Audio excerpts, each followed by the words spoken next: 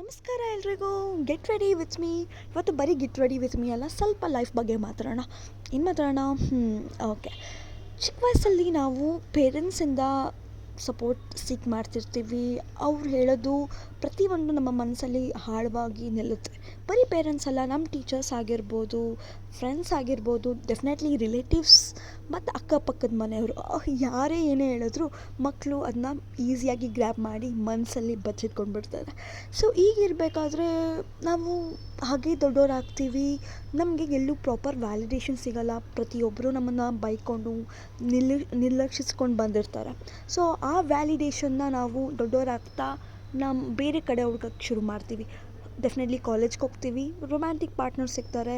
ಅವರು ಎಷ್ಟೇ ಟಾಕ್ಸಿಕ್ ಆದ್ರೂ ನಮಗೆ ಗೊತ್ತಾಗಲ್ಲ. ಬಿಕಾಸ್ ಆ ಟಾಕ್ಸಿಸಿಟಿ ನಾವು ಚಿಕ್ಕ ವಯಸ್ಸಲ್ಲೇ ನೋಡಿಬಿಟ್ಟಿರ್ತೀವಿ, ಅದನ್ನ ಕರೆಕ್ಟ್ ಅಂತ ಅಂದ್ಕೊಂಡಿರ್ತೀವಿ. ಸೊ ಆ ಟಾಕ್ಸಿಕ್ ಬ್ಯಾಡ್ ಪಾರ್ಟ್ನರ್ನ ನಾವು ಅಕ್ಸೆಪ್ಟ್ ಮಾಡ್ಕೊಂಡ್ಬಿಡ್ತೀವಿ.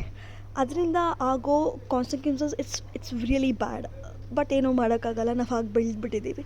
ಅದಾದಮೇಲೆ ತುಂಬ ಜನ ಹೆಣ್ಮಕ್ಳು ಅವರ ಕೆರಿಯರಲ್ಲಿ ಅವ್ರ ತನನ ಅಥವಾ ವ್ಯಾಲಿಡೇಷನ್ನ ಹುಡ್ಕೋಕ್ಕೆ ಶುರು ಮಾಡ್ತಾರೆ. ಆವಾಗ ಕೆರಿಯರ್ಗೆ ತುಂಬ ಫೋಕಸ್ ಮಾಡ್ತಾರೆ. ಹೆಲ್ತ್ ಬಗ್ಗೆ ಎಲ್ಲ ಕೇರೇ ಮಾಡಲ್ಲ. They are just career driven.